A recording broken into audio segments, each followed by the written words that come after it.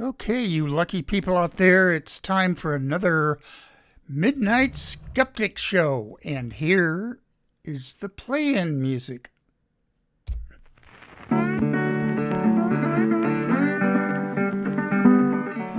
You are listening to KPCA LP, Petaluma, California, at 103.3 FM and worldwide at www.kpca.fm. And this is the Midnight Skeptic. The views of the Midnight Skeptic are not, repeat, not necessarily the views of KPCA or any of its affiliates.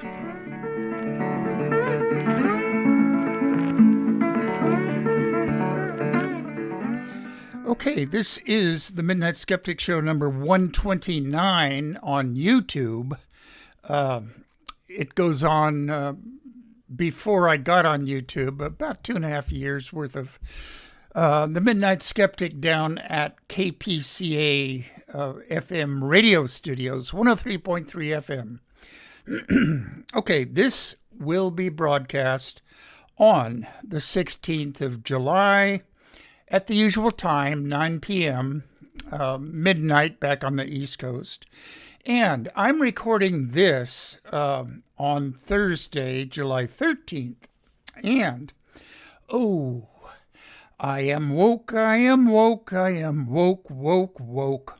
It feels so good to not hate anyone, to not judge anyone, to not be a Republican. Send all death threats and hate mail to the midnightskeptic@gmail.com. I'll be taking a few weeks off to go down to UC San Diego Medical Center for maybe an operation. I'm hoping maybe not. Okay, they're going to check me out over 3 days to see whether I actually need one or not. Okay. Anyway, I've let Rob Tomaszewski, the station manager, know. So for the next 2, 3, or maybe even 4 Sundays, there will be a repeat of the best of the Midnight Skeptic. Not that all my shows are not the best, but they'll figure it out down there. Okay, shout-outs. Spotify and Anchor, international listeners, the EU, UK, Australia, New Zealand, a couple in Canada, one still in Russia, one in Colombia. Okay, the Project Censored guys, Mickey Huff, Nolan Higdon, and Andy Lee Roth. Go on to the website, Project Censored, and sign up for their newsletter. It's very interesting. Maybe even order a book. The State of the Free Press, 2023. They make it. Okay, locally, Rob Tomaszewski, I said, down at KPCA, John Crowley, Tom Gaffey, Dave and Rosita up in Sacramento, Kevin and Lori Nariman, Art Kuznets, Rich and Kathy, Tom and Nancy, Dennis and Megan down in Tiburon, Yvonne and Rich, San Francisco, Stan and Kathy, and Susan the Lefty. In LA, Jackie, Kolar, Arizona, my brother Brandon, who had a recent 70th birthday, and his wife Mina, and their daughter Andrea, a nurse, my niece, and Arkansas, Shannon Reed, Florida, Amelia Beamer. Go on to YouTube and type in Locus, Locus. It's a magazine centered over in Oakland that concerns itself with the 3 literary genres: horror, fantasy, science fiction. The Locus magazine talks about all of these, and then Amelia Beamer on YouTube goes into it, what their magazine is talking about for this week. I think it's weekly now. And go take a listen if you're at all interested in those three genres. Okay, North Carolina, the Raleigh-Durham area, Dr. Dave, the lung guy. He is the world's finest pulmonary physician. Long Island, Geraldine Goldfinger, and then the Sonora crowd, Robert and Colleen Finnegan, Bob and Sandy Fisher, Martha and Brad, their offspring, Dara Larson, Judy May, Leonidas Maciel, Lynn Quayle, Kathy Francis. I'm leaving somebody out, I think. John Gleason and his two daughters, Tiffany and Jennifer. And all the way down to Mexico City, Rosabalia Lopez Negrete. Now, on last week's show, I ran out of time, which I've done before, and I was just getting into things about Dr. Debra Soh's book. I'll hold it up for the YouTube people, The End of Gender. So, without further ado, I will make up for the segments on the show that I ran out of time about last week. Okay. Okay. All right. There was one segment listed under horrible Supreme Court of the United States news. On Friday, June 30th, the Supreme Court sided with Lori Smith, a supposedly Christian woman who feared that gay couples contemplating marriage would ask her to set up an online wedding site for them. Her business wasn't even up and running yet, and nobody from the LGBTQ community had reached out to her. She's a jerk anyway, so I hope they don't. I hope her business fails. On February 1st, 1960, 4 African-American college students sat down at a Woolworth's lunch counter in Greensboro, North Carolina. They were not served. If, as GOP MAGA heads like Mitt Romney said, believe corporations are people, then why shouldn't that creepy Christian woman in Colorado, Lori Smith, be able to not serve customers by making a wedding website for a black couple or an interracial couple if she sincerely believes in her Christian faith that God Almighty separated the races on earth?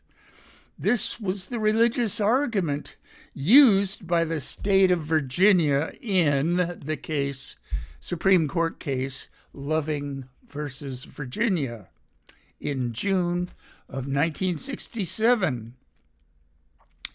In Virginia, 1967, Judge Leon M. Bazile, I think that's how you pronounce it, capital B-A-Z-I-L-E, said, upholding the convictions of the Lovings, which was an interracial couple, he said, quote, Almighty God created the races, white, black, yellow, Malay, and red, and he placed them on separate continents. The fact that he separated the races shows that he did not intend for the races to mix.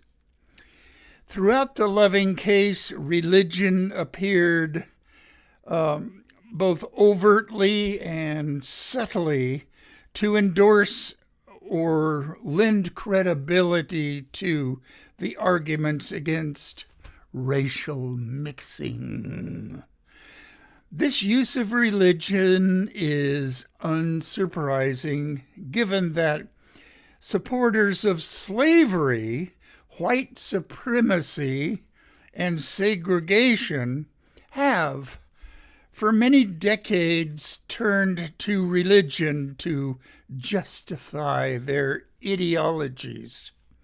I'm sure that Judge Bazile's religious beliefs were sincere, as are current believers in anti-LGBTQ religious ideology. Okay,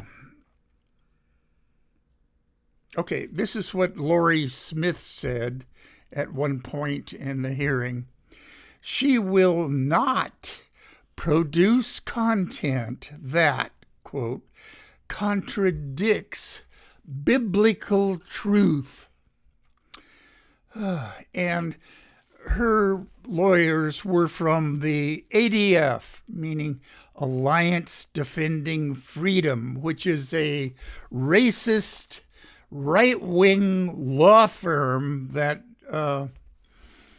spends a lot of their time defending attacks against the LGBTQ community.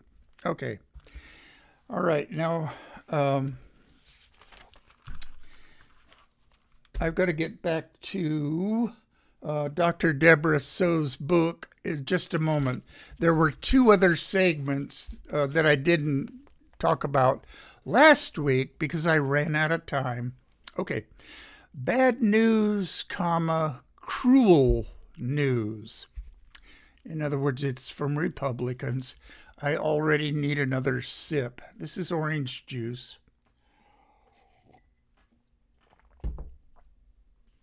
In Texas, a new state law would nullify local, municipal, and county laws that mandate water breaks for construction workers and other outdoor laborers.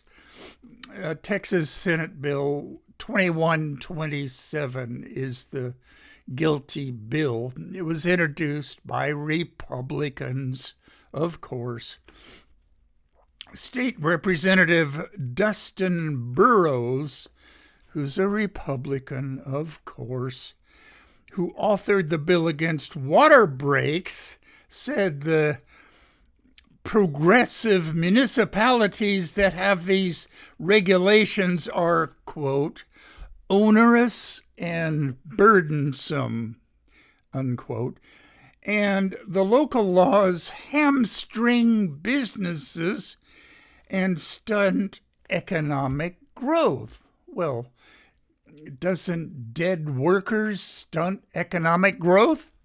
Okay, 10-minute water breaks every 4 hours is the typical regulation in local and county ordinances.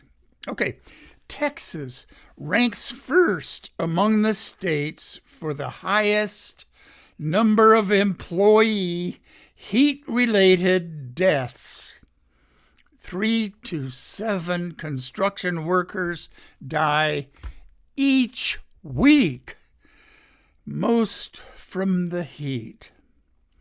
The bill, House Bill, I originally said Senate bill. It's House Bill 2127, just signed by Governor Heartless Abbott, takes effect September 1st, 2023. Let's hope the heat dome is gone by then. He who doesn't have to worry about being hydrated signed this bill on Tuesday, the 13th of June. Okay. Here's some snark for my thousands and thousands of listeners and YouTubers out there. As long as most of the 3 to 7 construction workers that die each week in Texas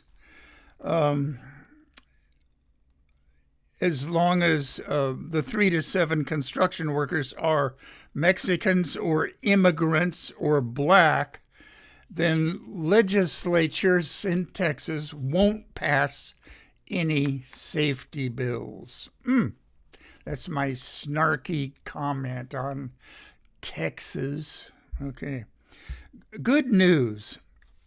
Interest in sustainable housing is growing. Earthships and rammed earth houses are gaining ground. An earthship is an architectural style designed by Michael Reynolds to be passive solar earth shelters and largely self-sustaining and off the grid. Rammed earth is a building material formed by compressed gravel, clay, and dirt made into beams that can be piled up and plastered together, and they are insulated from the heat just because of the thickness of the rammed earth building materials. Okay. Good news to end the show with. Pandas are no longer an endangered species. Okay, that was what I was going to end the show with last week. Okay, but no, it's still good. Pandas are still, not endangered anymore. Yay for the Chinese naturalists who do this. Okay, now,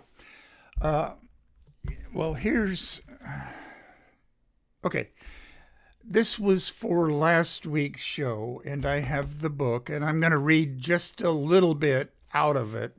I don't agree with Dr. Debra Soh on a few issues, but by and large, I agree with everything she says in her book. Okay, my disappointment and disagreement with Dr. Debra Soh, PhD, author of the book, End of Gender. In the opinion of the Midnight Skeptic, Dr. Soh has gone a long ways down the right-wing MAGA rabbit hole. I've read her book almost 3 full times through, underlining and checking her references and looking up other sources of her information. All in all, I liked the book, and she's a good, clear writer. She's transitioned, pun intended, from an academic sex researcher to a journalist and podcaster. And I looked up her podcasts, and I saw one of the interviews that she was doing with Christopher Rufo, who is an a-hole, a complete right-wing a-hole. He is a messaging guru for the far-right extremist Republicans. Okay, that was a little riff. Okay, Christopher Rufo on Drag Story Time. He says they're coming from an ideology of sexualizing kids. He's wrong, and on the podcast, Dr. Soh let him get away with saying that. Okay. He's thought about it. He says, quote, "It's obviously not about the reading. It's inherently sexual, a performance seen on the internet websites, partial nudity, lap dances." Okay, now he was saying this, and in my notes I put a question mark by this. He's not dumb. He's a pretty sharp guy, and he knows that there are no nudity and lap dances at drag time story times for kids. He knows this, but he just wants to gin up anger in the extremist right-wing MAGA base. Okay, it's a straw man argument. Okay, he says it's inherently sexual. Well, that's wrong. It's not inherently sexual. It is a performance. And, okay, partial nudity and lap dances are not done at story times. It's certainly a strip show. He's conflating what he can dredge up online with these drag time story times. There is not any strip shows at these drag time story times. It's another straw man argument. And then he goes on to say the school's government power is used to compel students to go to these story time drag times. That's complete lie. There are no schools that have them or that compel the students to go to them. It's totally up to the parents. And this is a quote from him. The purpose of drag is to subvert heteronormativity. Nope, it doesn't have that kind of a intent, or I don't know. I think most kids find it alarming. That's what he said. Okay, I've been to one of these locally here in Petaluma, drag time, story time. I didn't see any kids that were recoiling in horror or finding it alarming. The parents go with them, real young kids, and I don't know any age cutoff, but I would say under 10. We're all with their parents, and they were all having a good time. Okay. Okay, there's no evidence presented that most kids find it alarming. Okay, now he says the subsurface content is queer theory. Now, what queer theory is, well, let me finish this, and then I'll give my explanation of queer theory. Okay. He says, okay, and Dr. Soh didn't challenge him on any of this garbage that came out of his mouth. Another sip.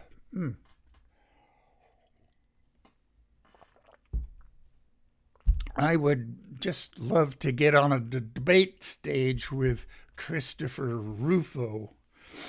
Okay. She lets him go on about drag shows in public schools. No public schools allow drag show story time. You could, and he says you can oppose queer theory without being homophobic. Okay. And then Dr. Debra Soh asks him, why do you think educators are so hell-bent on pushing this stuff on kids? Okay, you can tell by the tone of her voice that when she said this stuff, okay, that she disapproves of, I guess, queer theory. Okay, and pushing this stuff. Teachers do not push this stuff. It may be mentioned, and I think we're talking about mentioning LGBTQ people in a classroom in opposition to Florida's Don't Say Gay bill. All right. Okay. Let's see. And then he answered, how do these ideas get from A to Z?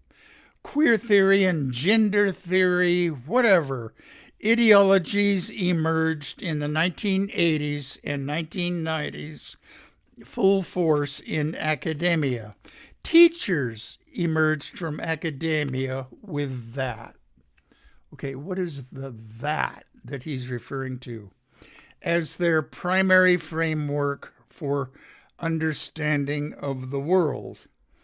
To liberate their students, and Dr. Debra Soh says, what can people do to push back against CRT and DEI that are being pushed down their throats?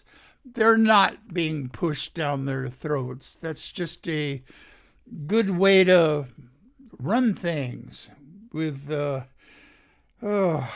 inclusion, equality, and I'm having a brain freeze on what the D stands for. But anyway, CRT, critical race theory. That means studying bad things that this country has done to blacks.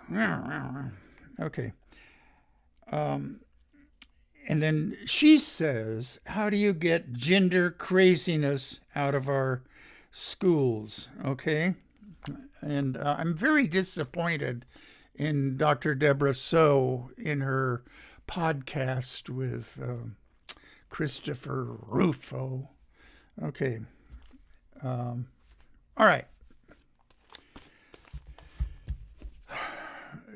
I'm going to read just a little bit of the things that I've underlined in her chapter on gender. And gender is, for the most part, determined by in utero testosterone. Now, when the little male fetus begins to develop and his testes begin to develop in utero, they start producing testosterone. The mother's ovaries themselves produce a certain amount of testosterone. Between the two, if there is enough, then the little fetus will be masculinized. Okay. If the little fetus is sexually developing as a girl, then her own gonads will begin to produce some estrogen, and the mother's gonads will have been producing estrogen and also some testosterone, and that amount varies from woman to woman, and the exposure of some fetuses is more or less exposed to testosterone. Okay.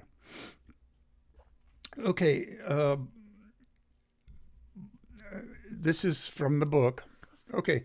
Biological sex dictates gender in more than 99% of us. Okay, I have to agree with that. I think it's more like 98.5% of us, but, who's quibbling? Okay, when looking at group averages, or that culture has greater influence than biology, simply isn't true. Socialization shapes the extent to which our gender is expressed or suppressed, but it doesn't dictate whether someone will be masculine or feminine, or whether she or he will be gender conforming or gender atypical. Now, I don't have any problem with gender nonconforming or gender atypical people. It's called how you choose to present yourself to the world. And then she writes, let me explain. Whether a trait is deemed masculine or feminine is culturally defined. But whether a person gravitates toward traits that are considered masculine or feminine is driven by biology, the amount of in utero testosterone. Okay, for someone who is gender nonconforming, this is similarly influenced by biology, but the extent to which they will feel comfortable expressing their gender nonconformity, though, for instance, the way they dress or carry themselves, will be influenced by social factors like parental upbringing or cultural messaging. Societal influence, however, cannot override biology. Okay, that's part of the first chapter on gender. Okay, now she titles the chapters in her book as myth number 1, myth number 2, myth number 3, and so on. Myth number 3, she says, is that there are more than 2 genders. Okay, the very first sentence of this chapter, there are only 2 genders. There, I said it. That's in right from her book. Okay, and I agree that there are only 2 genders, masculine, feminine, male, female. Now, if somebody, for instance, say they were born female sex and XX chromosomes and so on, and they choose to feel more comfortable wearing, gender neutral or even masculine clothes, that's fine. A person's comfort is primary, not the wishes of God or some Baptist pastor. That's not who should be dictating life as it is led in this country. A person's comfort with who they are, who they choose to love or be attracted to, that's totally up to the individual. And if they want to call it gender fluid, gender queer, bigender, whatever, it's okay with me. If that's who they want to, if that's the term they want to use, fine. But the biological reality is there are only 2 genders, male, female. Otherwise,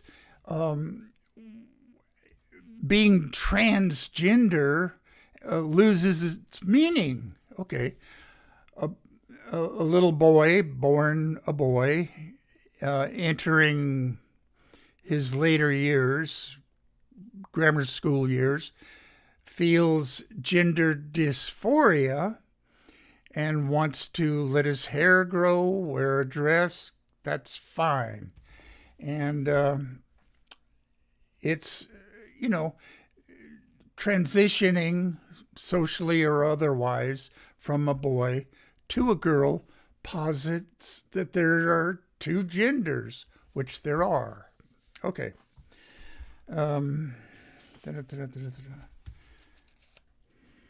Okay, now this is the last thing that I will read out of Dr. Soh's book.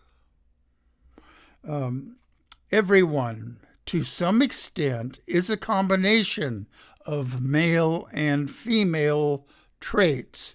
No one is 100% male or 100% female or 100% gender conforming. When we think of the average man, he's probably interested in a variety of things that most guys are into, like playing sports or building things. But maybe he also enjoys watching talk shows and talking on the phone. By the same token, there are plenty of women who like playing video games and competing in sports. All right. So, all right, enough of that.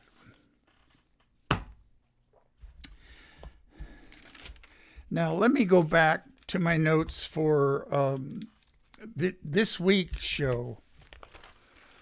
Good Arizona news.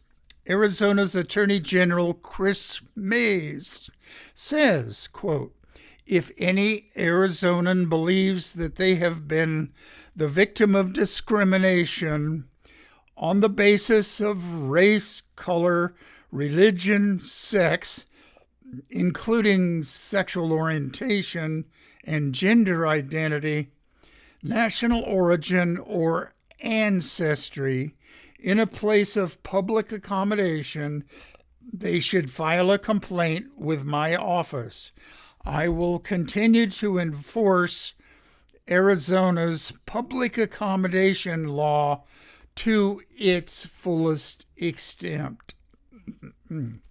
Are you listening, Miss Smith from Colorado?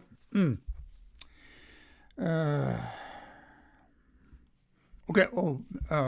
Attorney General Chris Mays of Arizona said this in reaction to the Supreme Court's ruling on Lori Smith's, Colorado's, business. Okay. Good misogynistic and religious news. The Supreme Court left in place a lower court opinion that invalidated a quote-unquote code of conduct at a North Carolina charter school that required girls to wear skirts in order to preserve chivalry, based on girls being fragile vessels. On Fox and Friends, that's why you see the woman that sits between the two doofuses, always in skirts, always has nice legs. It's the 50s way of thinking about male and female roles. Okay. Good news, but... Okay, that's my notes. North Carolina Governor Roy Cooper, who's a Democrat, vetoed 3 GOP bills discriminating against the LGBTQ community. 1, to protect opportunities for women and girls in athletics in middle or high school. That was one of the bills. Bill number 2, to ban gender-affirming care. And these idiot Republicans never explain what gender-affirming care is. That could range all the way from talking to a counselor, up through a child psychiatrist, up through hormonal treatments. Okay, let me say this again. There are no hospitals or medical centers that deal with transgender people that will perform gender reassignment surgery to kids under 18. Now, I don't want to say that it has never happened. There may be some rogue surgeon out there who did it, but the hospitals that are capable of doing gender reassignment surgery will not do it as a matter of policy to kids under 18. All right. And so stop with the mutilation words concerning gender reassignment surgery.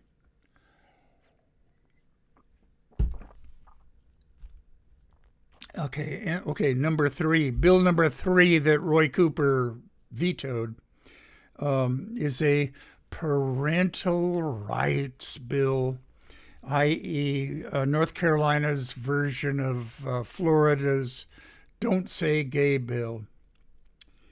The North Carolina state legislatures are controlled by the GOP. They will probably override his veto. But fight the good fight, Roy Cooper.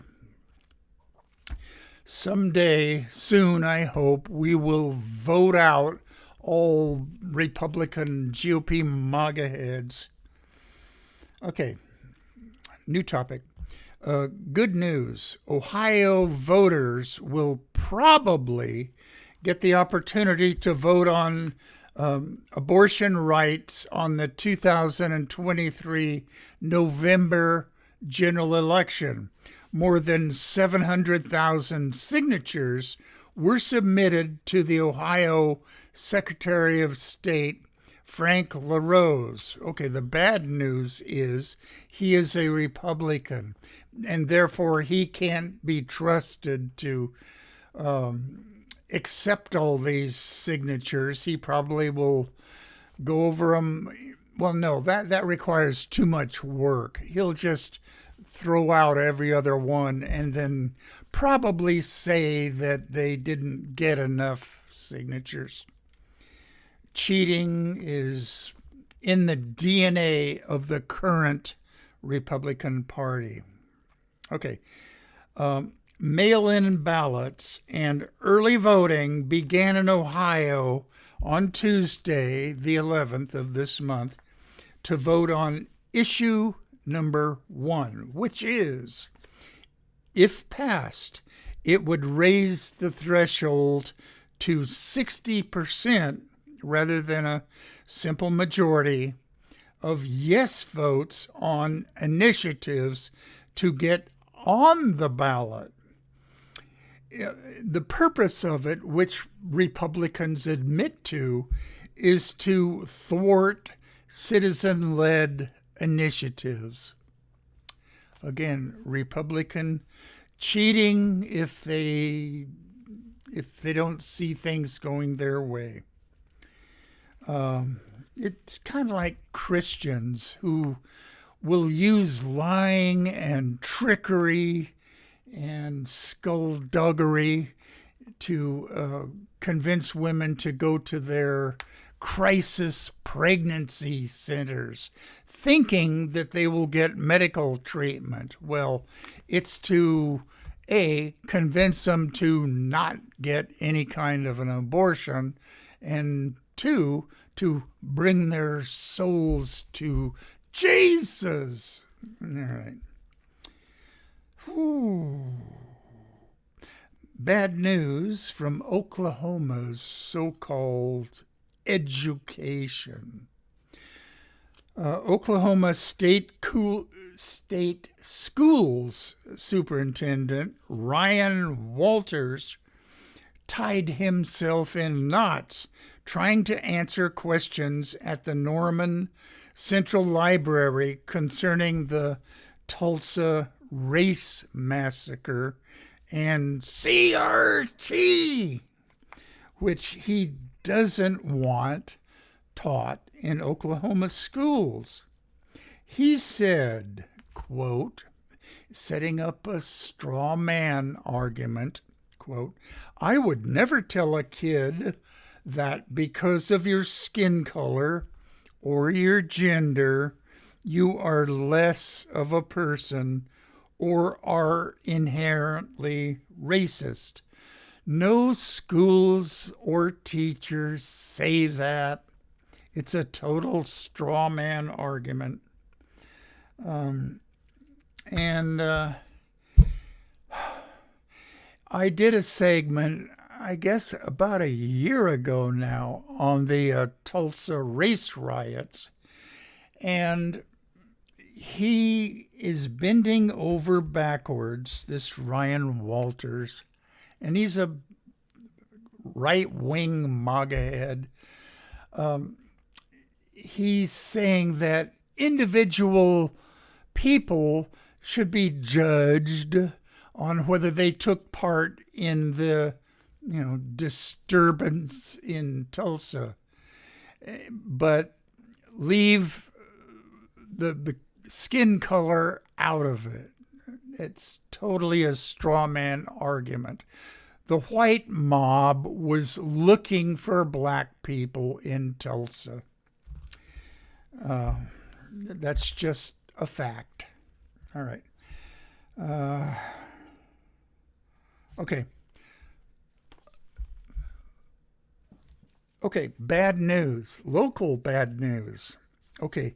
The Victory Outreach Church in Santa Rosa, California, is receiving $400,000 in state money, according to California Assembly Bill 1664, which funds churches for security improvements to guard against hate crimes. This church is virulently anti-LGBTQ, and members of this church have gone to protests up here in Sonoma County to protesting drag story times. The church's pastor, Jose Guadarrama, capital Guadarrama,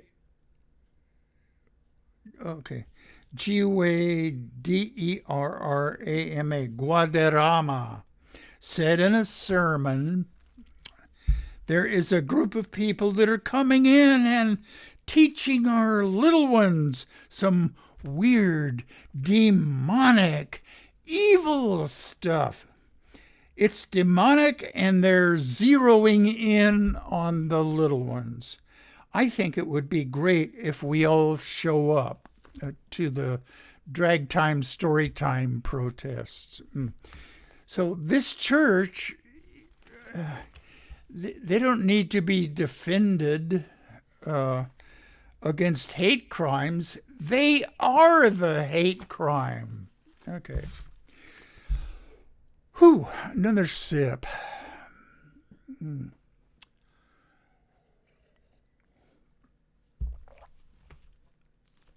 Okay.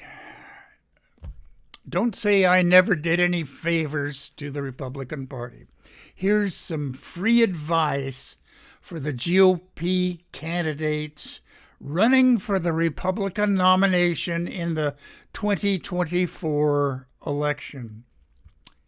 Those of you who are pretending to be hate-filled or fear-mongering sociopaths in order to appeal to the MAGA head base, you can't win. You are competing against the orange sociopathic bloat bag, who is a real sociopath. He doesn't have to pretend. He is one. His base of haters and racists know a real sociopath when they see one. That's why they flock to his unhinged rallies. They all see themselves as victims and aggrieved. They want their orange sociopathic bloat bag to be their retribution. He even said that in, I don't know, a speech he was giving about a month ago. Okay, bad news. Oh, God. Where does the Republican Party find these guys? Okay, bad news. Tommy, the racist coach Tuberville, is holding up confirming a new Marine Corps commandant. Why? Because the military isn't sufficiently pro-life and provides abortions to military wives when medically necessary. Or the military wives will be reimbursed for travel to states where abortions are legal. All right. He doesn't like this. And he's the only senator that's holding up these promotions. A stupid rule in the Senate. Okay. Tuberville's stupidity is on display every time he opens his mouth. That's what the GOP MAGA heads get when they elect a 40-year football coach to be a senator, especially from Alabama. For the most part, abortions are not performed in military hospitals unless medically necessary. You know, the wife's life is in danger or the fetus is non-viable. The military will reimburse families who travel to other states to get one. And, okay, I don't know why I wrote this down in my notes, but it says, cue the coach's tantrums. Okay. All right. Secular humanism is not a religion. Conservative Christians want secular humanism to be treated as a religion so they can gripe about courts favoring one religion over another when conservative Christians wish to insert Christian beliefs into schools or government agencies or social services. Secular humanists believe in reason and evidence. Oh my God, what next? They don't believe in dogma or gods. Okay. Ooh, I'm nearing the end again. Bad news. The GOP MAGA head politicians are now attacking the FBI. Jim Jordan. Oh my God. What a a-hole. Okay. The FBI is a historically law and order Republican conservative group. And why are they attacking the FBI?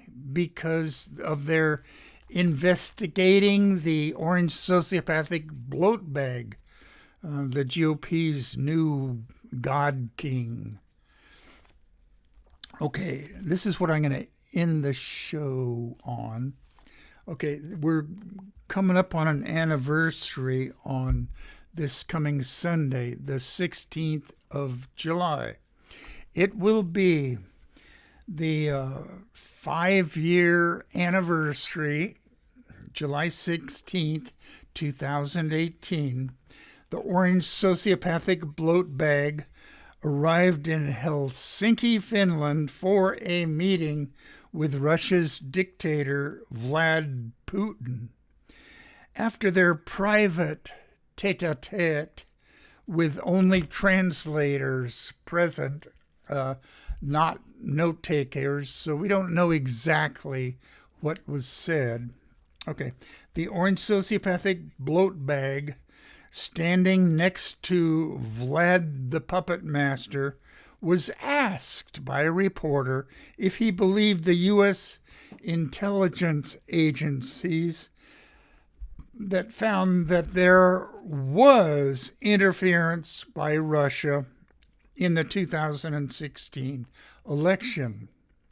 The orange sociopathic bloat bag said, and this is his quote, "I have great confidence in my intelligence people, but I will tell you that President Putin was extremely strong and powerful in his denial today," denying that Russia interfered in the 2016 election. The looks, and this is on television, on the news, the looks on both men's faces showed that the orange sociopathic bloat bag was definitely Putin's bitch.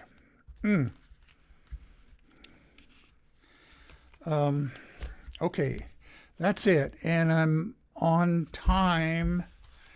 And I will see you all in a few weeks. I've got to take a little bit of time off to possibly get an operation down at University of California, San Diego Medical Center. Here's my play out music.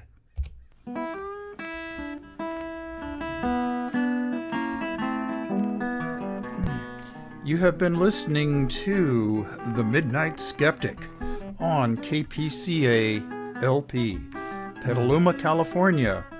And we're at 103.3 on the FM dial and worldwide at www.kpca.fm. Support community radio at patreon.com/Petaluma Community Access. And remember, think critically, think logically, but live joyously, and most importantly, pet your cats.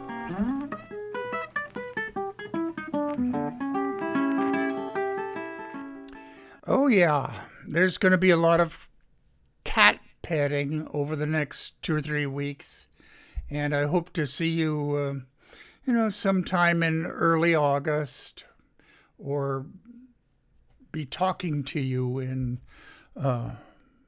early August on KPCA LP 103.3 Petaluma, California. And okay, so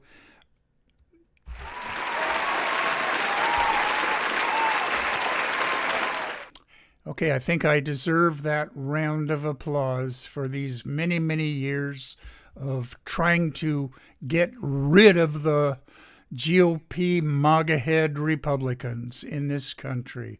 Will be a better country for it. Okay,